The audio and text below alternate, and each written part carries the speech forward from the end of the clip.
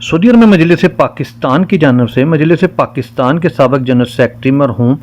حافظ عبدالوحید فتح محمد کی وفات پر تعزیتی ریفرنس کا انعقاد کیا گیا، جس میں شہر ریاض کی تمام سیاسی، سماجی اور مذہبی شخصیات نے بھرپور شرکت کی۔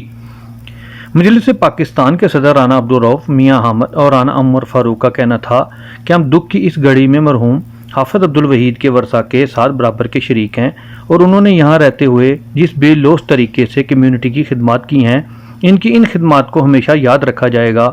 دعا کرتے ہیں کہ اللہ پاک مرحوم کے درجات بلند کرے اور جنت الفردوس میں اعلیٰ مقام عطا کرے اور تمام ورثاء کو صبر جمیل عطا کرے۔ زیغم الاسلام بن عبدالوحید نے مجلس پاکستان کے ذمہ داران کا خاص طور پر شکریہ ادا کیا کہ جس نے میرے مرحوم والد کے اعزاز میں اس تعزیتی ریفرنس کا انعقاد کیا۔